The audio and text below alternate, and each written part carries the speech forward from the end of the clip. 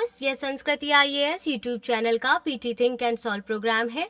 इस प्रोग्राम के अंतर्गत प्रत्येक दिन UPSC और स्टेट PCS से संबंधित 5 प्रश्न व्याख्या सहित उत्तर के साथ आपको दिए जाएंगे। हमें आशा है कि ये प्रोग्राम आपकी तैयारी में मददगार साबित होगा। तो चलिए देखते हैं आज के अपने प्रश्नों को। राष्ट्रीय अनुसूचित जाति आयोग के संदर्भ में निम्नलिखित कथनों पर विचार कीजिए। पहला, इसका गठन संविधान के अनुच्छेद 339 के तहत किया गया है। दूसरा, इसमें एक अध्यक्ष, एक उपाध्यक्ष तथा 3 अन्य सदस्य होते हैं। उपयुक्त में से कौन से कथन सही है? A केवल 1, B केवल 2, C 1 और 2 दोनों, D ना तो 1 ना ही 2।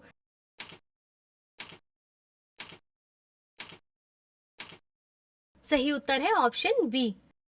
राष्ट्रीय अनुसूचित जाति आयोग का गठन संविधान के अनुच्छेद 338 के तहत किया गया था। यह अनुसूचित जातियों को हितों की रक्षा हेतु कार्य करता है। इसका उद्देश्य समय समय पर लागू किसी भी कानून अथवा आदेश के तहत अनुसूचित जाति के लिए प्रदान किए गए सुरक्षा उपायों से संबंधित सभी मुद्दों की जांच और निगरानी करना है। इसमें एक अध्यक्ष, एक उपाध्यक्ष तथा 3 अन्य सदस्य होते हैं। इनकी नियुक्ति राष्ट्रपति के आदेश के द्वारा की जाती है। इसके प्रमुख कार्य निम्नलिखित हैं। अनुसूचित जातियों को उनके अधिकार तथा सुरक्षा उपायों से वंचित करने संबंधी शिकायतों की पूछताछ करना है। अनुसूचित जातियों से संबंधित सामाजिक आर्थिक विकास योजनाओं पर केंद्र या राज्य सरकारों को सलाह देना है। उपरोक्त सुरक्षा उपायों के कार्यान्वयन हेतु राष्ट्रपति को नियमित तौर पर रिपोर्ट प्रस्तुत करना। हाल ही में केंद्रीय संचार एवं सूचना प्रौद्योगिकी, विधि एवं न्याय मंत्री ने राष्ट्रीय अनुसूचित जाति आयोग के ऑनलाइन शिकायत प्रबंधन पोर्टल का शुभारंभ किया है। यह पोर्टल अनुसूचित जाति के लोगों को अपने आवेदन तथा अन्य अत्याचार तथा सेवाओं से संबंधित शिकायतों को ऑनलाइन दर्ज करने तथा उनका समयबद्ध तरीके से निपटारा करने में सक्षम बनाएगा। इस प्रकार कथन 1 गलत है, जबकि कथन 2 सही है, इसलिए इसका सही उत्तर है ऑप्शन बी। देखते हैं आज के अपने दूसरे प्रश्न को। मानस ऐप के संदर्भ में निम्नलिखित कथनों पर विचार कीजिए। पहला, यह एक राष्ट्रीय डिजिटल प्लेटफॉर्म है जिसे नागरिकों की मानसिक एवं सामान्य स्वास्थ्य प्रणाली के लिए विकसित किया गया है। दूसरा, इसे विज्ञान, प्रौद्योगिकी एवं नवाचार सलाहकार परिषद द्वारा एक राष्ट्रीय कार्यक्रम के रूप में मान्यता प्राप्त है। तीसरा, इसे नीति आयोग तथा CDAC बेंगलुरु द्वारा संयुक्त रूप से विकसित किया गया है। उपरोक्त में से कौन से कथन सही है? A केवल 1 और 2, B केवल 2 और 3, C केवल 1 और 3, D उपयुक्त सभी।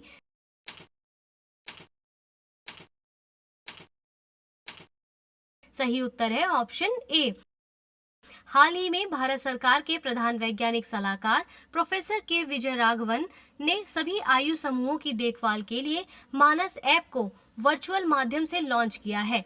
यह एक राष्ट्रीय डिजिटल प्लेटफॉर्म है जिसे भारतीय नागरिकों की मानसिक स्वास्थ्य एवं सामान्य स्वास्थ्य प्रणाली के लिए विकसित किया गया है। इसे विज्ञान, प्रौद्योगिकी एवं नवाचार सलाहकार परिषद द्वारा एक राष्ट्रीय कार्यक्रम के रूप में मान्यता प्राप्त है। इसे निम्स हांस बेंगलुरु, AFMC पुणे तथा CDAC बेंगलुरु द्वारा संयुक्त रूप से विकसित किया गया है। मानस ऐप विभिन्न सरकारी मंत्रालयों के स्वास्थ्य एवं कल्याणकारी प्रयासों को एकत्रित करता है, जिसे विभिन्न राष्ट्रीय निकायों एवं अनुसंधान संस्थाओं द्वारा वैज्ञानिक मान्यता के आधार पर तैयार किया गया है।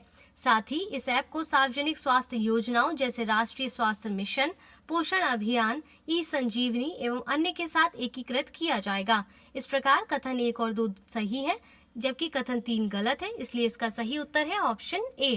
देखते हैं आज के तीसरे प्रश्न को। हाल ही में डेन्यूब सर्टजन पद पर चर्चा में रहा है, यह क्या है?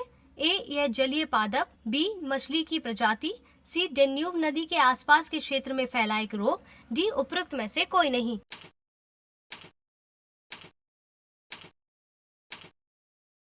सही उत्तर है ऑप्शन बी। डेन्यूब सर्टजन मछली एक प्रजाति है जो लगभग 100 वर्षों से अधिक समय तक जीवित रह सकती है। इसकी लंबाई 8 मीटर तक होती है। इसे जीवित जीवाश्म भी कहा जाता है, क्योंकि उत्पत्ति के बाद से अब तक इस प्रजाति में अत्यधिक सूक्ष्म स्तर पर परिवर्तन हुए हैं। सर्टजन मछलियां देर से परिपक्व होती हैं और एक लंबे समय अंतराल के बाद अंडे देती हैं। इन्हें पर्यावरण एवं मानवीय दबाव से उबरने में एक लंबा समय लगता है, जिस कारण ये नदी और अन्य पारिस्थितिकी मापदंडों के स्वास्थ्य हेतु एक प्रमुख संकेतक के रूप में कार्य करती हैं। डेन्यूब सर्टजन मुख्य रूप से काला सागर में निवास करती हैं तथा अंडे देने के लिए डेन्यूब एवं अन्य नदियों की ओर पलायन करती हैं। हालांकि सर्टजन की प्रमुख प्रजातियां उत्तरी गोलार्ध में पाई जाती हैं। डेन्यूब नदी के निचले क्षेत्र में अवैध शिकार एवं बिक्री के कारण डेन्यूब सर्जन को विश्व की सर्वाधिक संकटग्रस्त प्रजाति में माना जा रहा है। विदित है कि IUCN की रेड लिस्ट में डेन्यूब की इन 5 प्रजातियां गंभीर रूप से संकटग्रस्त है। साइट्स में यह परिशिष्ट 2 के अंतर्गत सूचीबद्ध है। इस प्रकार विकल्प बी इसका सही उत्तर है। देखते हैं आज के अपने चौथे प्रश्न को। भारत ऊर्जा डैशबोर्ड संस्करण 2.0 के संदर्भ में निम्नलिखित कथनों पर विचार करें। पहला, यह केंद्रीय विद्युत प्राधिकरण, पेट्रोलियम एवं प्राकृतिक गैस मंत्रालय एवं कोयला नियंत्रक संगठन से संबंधित डाटा प्रदान करेगा। दूसरा, यह वित्तीय वर्ष 2005-6 से 2019-20 तक की अवधि का डाटा प्रदान करेगा। तीसरा, इसका प्रथम संस्करण वर्ष 2017 में लॉन्च किया गया था। उपरोक्त में से कौन से कथन सही है? ए केवल 1 और 2, बी केवल 2 और 3, सी केवल 1 और 3, डी उपरोक्त सभी।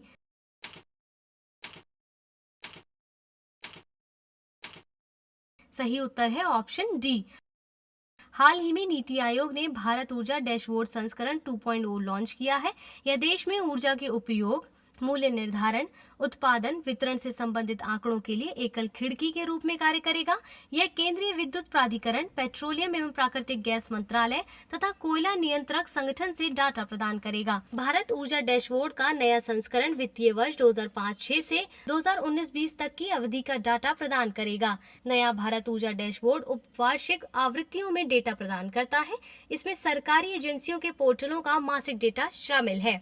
भारत में मासिक डाटा नियमित रूप से पेट्रोलियम, बिजली और प्राकृतिक गैस क्षेत्रों के लिए प्रकाशित किया जाता है। भारत ऊर्जा डैशबोर्ड सौभाग्य प्राप्ति, उजाला तथा विद्युत प्रवाह जैसी योजनाओं से भी डेटा प्रदान करेगा। विदित है कि भारत ऊर्जा डैशबोर्ड प्रथम संस्करण 1.0 को वर्ष 2017 में लॉन्च किया गया था। इस प्रकार सभी कथन सही है, इसलिए इसका सही उत्तर है ऑप्शन डी। देखते हैं आज के अपने अंतिम प्रश्न को। National mission on sustaining Himalayan ecosystem के संदर्भ में निम्नलिखित कथनों पर विचार करें। पहला, इसे हिमालय पारिस्थितिकी तंत्र की स्वास्थ्य स्थिति का लगातार आकलन करने हेतु स्थायी राष्ट्रीय क्षमता विकसित करने के लिए तैयार किया गया है। दूसरा, यह राष्ट्रीय जलवायु परिवर्तन कार्य योजना के प्रमुख मिशनों में से एक है। तीसरा, इस कार्यक्रम को वर्ष 2005 में शुरू किया गया था। उपरोक्त में से कौन से कथन सही है? ए केवल 1 और 2, बी केवल 2 और 3, सी केवल 1 और 3, डी उपरोक्त सभी।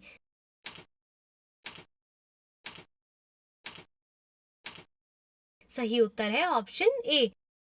National mission on sustaining Himalayan ecosystem जलवायु परिवर्तन के खतरों से निपटने के लिए वर्ष 2008 में भारत सरकार द्वारा शुरू की गई राष्ट्रीय जलवायु परिवर्तन कार्य योजना के 8 मिशनों में से एक है।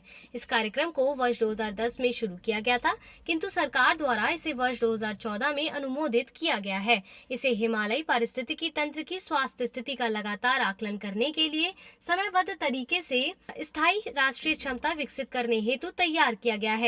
यह एकमात्र क्षेत्र विशिष्ट मिशन है। मिशन के कार्यात्मक क्षेत्र निम्नलिखित है: हिमालय ग्लेशियर संबंधित जल संबंधी परिणाम, प्राकृतिक खतरों की भविष्यवाणी और प्रबंधन, जैव विविधता संरक्षण और संरक्षण, वन्यजीव संरक्षण, पारंपरिक ज्ञान समाज और उनकी आजीविका, हिमालय पारिस्थितिकी तंत्र के निर्वहन से संबंधित शासन के मुद्दों की सहायता के लिए विज्ञान और महत्वपूर्ण सहकर्मी मूल्यांकन के विनियमन में क्षमता, उत्तराखंड की बहाली और पुनर्वास प्रक्रिया में सहायता।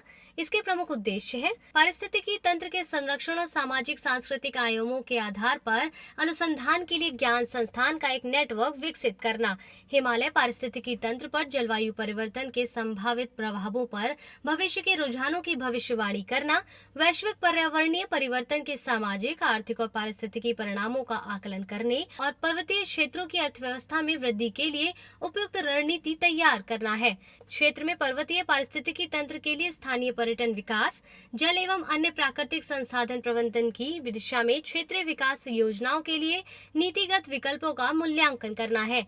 इस प्रकार कथन 1 और 2 दोनों सही है, जबकि कथन 3 गलत है, इसलिए इसका सही उत्तर है ऑप्शन ए।